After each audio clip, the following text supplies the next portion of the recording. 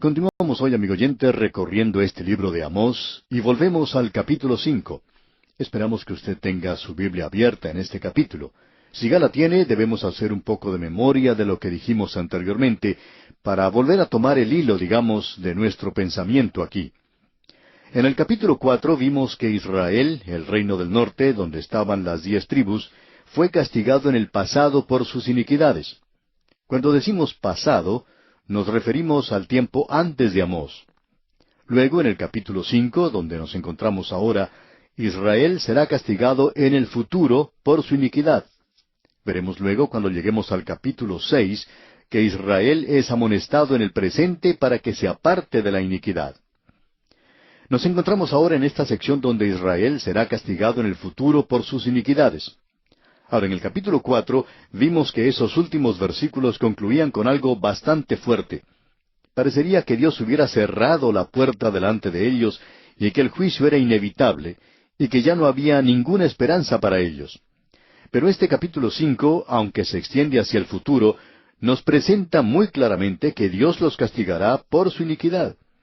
Pero en los primeros 15 versículos notamos que Dios les ruega que le busquen para poder evitar ese juicio.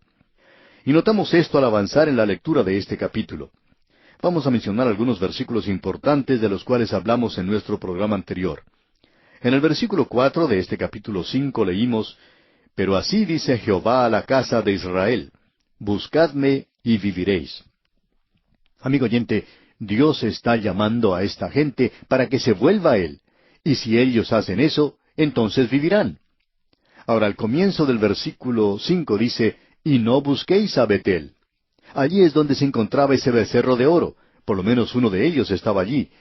Y prosigue en este mismo versículo diciendo: «Ni entréis en Gilgal». Ahora, Gilgal era el lugar donde ellos habían acampado cuando cruzaron el río Jordán, cuando vinieron por primera vez a esa tierra bajo el liderazgo y guía de Josué. Allí es donde ellos instalaron el tabernáculo y donde permanecieron. Fue el lugar desde el cual ellos iniciaron su marcha hacia Jericó. Y llegó a ser un lugar sagrado. Dios en realidad les había dicho que debían decirle a sus hijos que ese era el lugar donde Dios les había liberado. Pero en lugar de eso, estos lugares sagrados ahora se convirtieron en lugares donde ellos adoraban a un ídolo, porque esta gente se había entregado a la idolatría. Avanzando con este mismo versículo 5 leemos: «Ni paséis a Beerseba». Beerseba se encontraba en el reino del sur, en el Negev. Era el reino de Judá. Y este también es un lugar muy famoso. Los hijos de Israel llegaron a este lugar, pero no pudieron entrar a la tierra prometida. Y pasarían otros 150 años antes que el reino del sur fuera a la cautividad. Así es que Amós es muy acertado, muy preciso en esta declaración. Ahora, al final del versículo 5 leemos: «Porque Gilgal será llevada en cautiverio y Betel será deshecha». Pero estos dos pueblos en el reino del norte, Betel y Gilgal, van a la cautividad. Y él está diciendo en el versículo 6, escuche usted: «Buscad a Jehová y vivid, no sea que acometa como fuego a la casa de José y la consuma, sin haber en Betel quien lo apague». Amós les está diciendo que aún hay esperanza. Buscad a Jehová y vivid. Esta es una invitación maravillosa. Él dice: «No sea que acometa como fuego a la casa de José y la consuma». En otras palabras, Dios está diciendo: si ustedes no se vuelven a mí, entonces yo tendré que juzgarles. Pero notemos que Él continúa diciendo aquí en el versículo 7, «Los que convertís en ajenjo el juicio y la justicia la echáis por tierra». Amigo oyente, nos encontramos en un área que los liberales años atrás destacaban mucho. En esta sección de las Sagradas Escrituras, los liberales presentaban una salvación por obras, y encontraban una justificación para eso aquí. Desafortunadamente, ellos no consideraban todo el mensaje completo, porque la condición de esta gente era una condición en la cual ellos estaban aparentando la forma de adoración que Dios había previsto. Ellos estaban ofreciendo sacrificios, estaban llevando a cabo un rito que Dios les había dado. Pero, amigo oyente, sus vidas no estaban de acuerdo con su profesión. Es decir, que la práctica de ellos no era igual a la profesión que habían hecho. El Dr. Campbell Morgan decía que él tenía más temor a la blasfemia de lo secular que a la blasfemia del santuario. Hay muchas personas que piensan: es terrible que uno no se siente correctamente en la iglesia, y no se atreva a reírse. Y uno debe participar. y que si uno hace todas esas cosas y ritos, entonces uno es considerado una persona muy piadosa. Pero si no lo hace, entonces es como si fuera una blasfemia, el hacer algo en el santuario que no sea según el sistema establecido por Moisés, o en el día de hoy, según el rito de la iglesia. Pero amigo oyente, nosotros no pensamos que el peligro se encuentre allí. El peligro está en que el hombre que va a la iglesia, canta himnos de alabanza a Dios, pero está viviendo afuera una vida que no es honrada, una vida en la cual no hay justicia. Tampoco hay rectitud de mostrar en la vida de este hombre. Entonces, amigo oyente, esa es la blasfemia de lo secular, o la blasfemia de la calle. Y eso es lo que Dios está condenando en esta gente. No es que una fe viva en Cristo hoy no sea algo esencial. Es algo absolutamente esencial para su salvación. Confiar en Cristo. Pero amigo oyente, si usted hace profesión de que confía en Cristo y luego su vida afuera no sirve de encomio para el Evangelio, entonces debemos decirle no solo una palabra, sino que debemos decirle una palabra que es bastante dura. El Señor Jesucristo fue quien utilizó esto más que cualquier otra persona. El Señor Jesucristo les dijo a los gobernantes de su día que ellos eran hipócritas. Esta es la palabra que debe usarse. No lo decimos nosotros, amigo oyente, sino que Él la usó. Por ejemplo, allá en el Evangelio según San Mateo, capítulo 23, versículo 13, leemos, «Mas ay de vosotros, escribas y fariseos hipócritas». Y luego dice, «Ay de vosotros, escribas y fariseos hipócritas». Y sigue diciendo en el versículo 15, «Ay de vosotros, escribas y fariseos hipócritas». El Señor Jesucristo llamaba a esta gente hipócrita. Es una hipocresía descarada hoy que se puede encontrar ya sea en el púlpito o en las bancas, cuando hay personas que dicen cosas como que profesan amar al Señor Jesucristo, cuando afirman que confían en Él, y luego salen a la calle y viven una vida que condena el mismo Evangelio que se supone que profesan. De eso es de lo que se está hablando aquí, amigo oyente. Y esas son las cosas que dañan el testimonio en el presente. Hay muchos creyentes que no quieren que esto se mencione a causa de sus propias vidas. Ellos están muy activos en la obra cristiana, pero no son muy activos en vivir una vida para el Señor fuera de la iglesia. Su vida en los negocios, su vida social, por cierto que no refleja lo que ellos dicen ser. En cierta ocasión, un hombre que era muy activo dentro de su iglesia, parece que él pertenecía a todos los departamentos que funcionaban allí, en cierta ocasión tuvo que ver algo con una joven del coro. Y amigo oyente, esta persona desapareció de la vida de la iglesia por algún tiempo, y sin tratar de arreglar nada, sin siquiera demostrar un cambio en su vida, quería volver al servicio activo de la iglesia. Por supuesto que el pastor se opuso a esto, y la demás gente de la iglesia estaba en desacuerdo con el pastor, y al final se le echó la culpa al pastor. Pero amigo oyente, esta idea de que uno puede hacer una profesión de fe y luego no vivir de acuerdo con ella, es de lo que básicamente trata este mensaje aquí que nos presenta el profeta Amós. Amigo oyente, Dios tuvo que traer a este hombre de por allá del sur, en el reino del sur, de por allá del campo. Él tuvo que tomar a un hombre allá que presentara esta clase de mensaje, porque aquellos otros predicadores allá en Betel y en Samaria estaban diciendo lo que la gente quería que ellos dijeran. Alguien dijo lo siguiente, en realidad fue un expositor bíblico muy destacado, quien dijo hace varios años que el púlpito moderno ha llegado a ser como un lugar que hace eco nada más a lo que opina la congregación. En otras palabras, ellos están consiguiendo maestros que digan las cosas bonitas y dulces que ellos quieren oír nada más. Y luego van y felicitan al predicador por las cosas tan lindas que ha dicho. Es como ese juego egipcio tan antiguo, tú me rascas la espalda y yo te rasco tu espalda, y así ambos lo pasaremos muy bien. Y mucho de esto está sucediendo en nuestras propias iglesias, amigo oyente. El liberalismo lo ha estado haciendo por muchos años y por supuesto hoy encontramos esto en muchos creyentes. Y cuando decimos creyentes, nos estamos refiriendo a aquellos de círculos conservadores. Y estas personas aquí hasta se sentían ofendidas cuando este hombre Amós siquiera sugería que ellos ni siquiera eran ni religiosos ni muy piadosos. Escuchemos lo que él está diciendo. El versículo 8 de este capítulo 5 de Amós dice, «Buscad al que hace las Pléyades y el Orión, y vuelve las tinieblas en mañana, y hace oscurecer el día como noche, el que llama a las aguas del mar, y las derrama sobre la faz de la tierra. Jehová es su nombre». Dios está demostrando su gracia en el llamado que hace.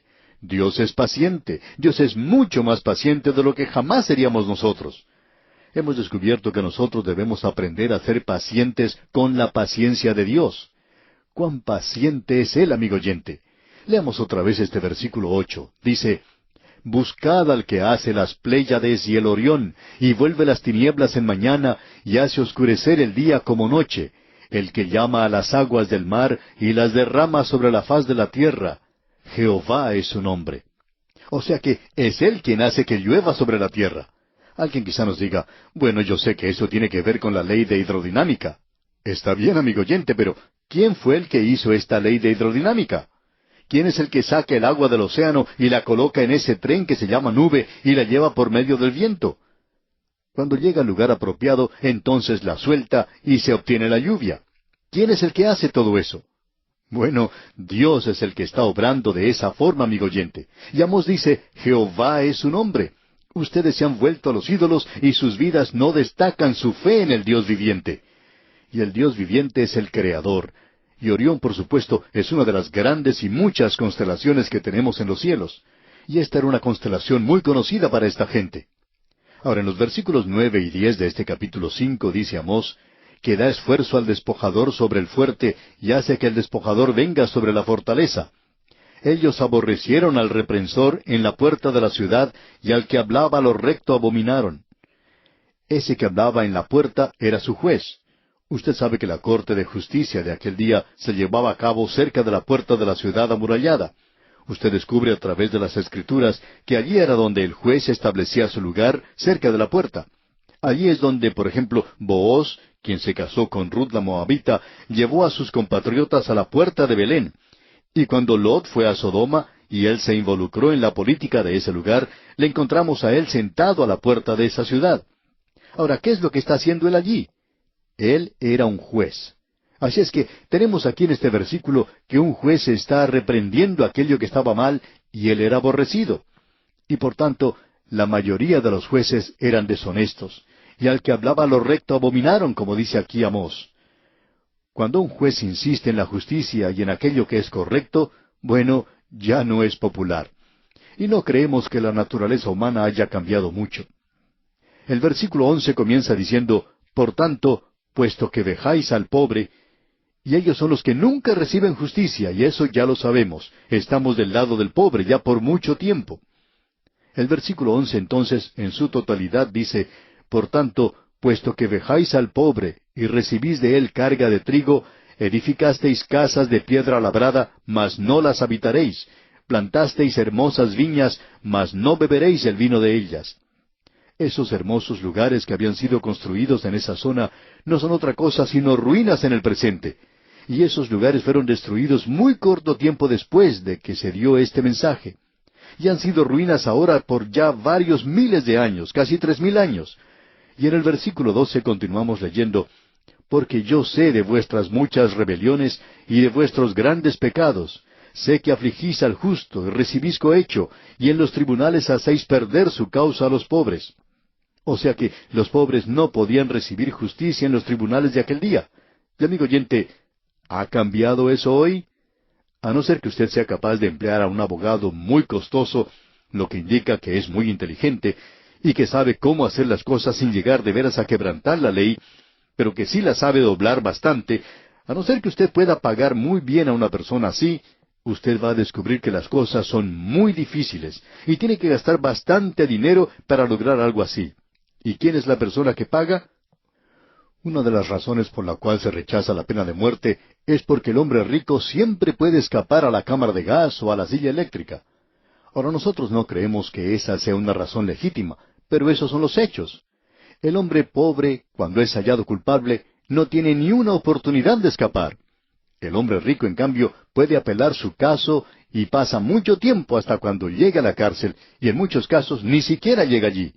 Pero, amigo oyente, Dios se da cuenta de estas cosas y cuando no hay justicia en la nación, porque sabemos que Dios ha entregado al gobierno humano hoy el manejo de esta tierra, y las naciones de la tierra son el arreglo de Dios. Pero Él va a pedirles cuentas, y cuando ellos fracasan, Él los quita. Roma fue quitada de la escena de este mundo. Ya hablaremos de eso más adelante, pero ahora continuemos con el estudio del capítulo 5 de Amós, y leamos el versículo 13 que dice, Por tanto, el prudente en tal tiempo calla, porque el tiempo es malo.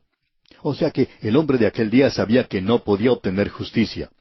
Y hay muchas personas que se quedaban con la boca cerrada. Era lo prudente de hacer en aquella época, porque si hubieran tratado de protestar, no les hubieran hecho ningún bien. Y la tragedia de la hora en la cual vivimos nosotros, amigo oyente, es que si hablamos de libertad de prensa, de libertad de religión, de libertad de expresión, no hay en realidad mucho de eso en el presente, porque la prensa, los medios informativos de hoy, se dedican en realidad a hacer un lavado cerebral a la gente, y todos están convirtiéndose en agencias de lavado cerebrales. Y es muy cierto en el día de hoy que sólo aquello que tiene dinero puede obtener la atención de la gente. Y como resultado, el prudente tiene que callarse. Es por eso que hay una mayoría de personas que guarda silencio en las naciones del mundo hoy, porque saben que su voz no va a ser escuchada en ninguna parte. Estamos viviendo en días trágicos, por cierto, y eso es lo que estaba ocurriendo también en Israel. Ahora, en la primera parte del versículo 14 de este capítulo 5 de Amós leemos: «Buscad lo bueno y no lo malo, para que viváis». Nuevamente Amós hace un llamado para que ellos se vuelvan a Dios. En la segunda parte del versículo 14 y el versículo 15 nos dice: «Porque así Jehová Dios de los ejércitos estará con vosotros, como decís. Aborreced el mal y amad el bien, y estableced la justicia en juicio. Quizá Jehová Dios de los ejércitos tendrá piedad del remanente de José». Aquí tenemos una referencia al tribunal. Hasta cuando los pobres lleguen a obtener justicia, y no los liberales con alguna organización rica que los apoye, entonces vamos a poder apreciar que ese liberal puede hasta traicionar al gobierno y escapar. En realidad, hasta le hacen un héroe. En cambio, el pobre que en el día de hoy está apoyando alguna causa honrada, ni siquiera tiene oportunidad de presentar su causa. Y Dios dice aquí en este versículo 15 del capítulo 5 de Amós: «Aborreced el mal y amad el bien, y estableced la justicia en juicio. Quizá Jehová Dios de los ejércitos tendrá piedad del remanente de José». Amós está diciendo que aún hay esperanza. Hay muy poca esperanza, pero hay algo aún. Ahora, en el versículo 16, él pasa a algo diferente.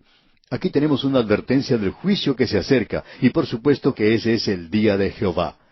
El versículo 16 dice entonces: «Por tanto, así ha dicho Jehová, Dios de los ejércitos: en todas las plazas habrá llanto, y en todas las calles dirán: ¡ay, ay! Y al labrador llamarán a lloro, y a endecha a los que sepan endechar». ¿Por qué? Por algo el versículo 17 dice: «Y en todas las viñas habrá llanto, porque pasaré en medio de ti, dice Jehová».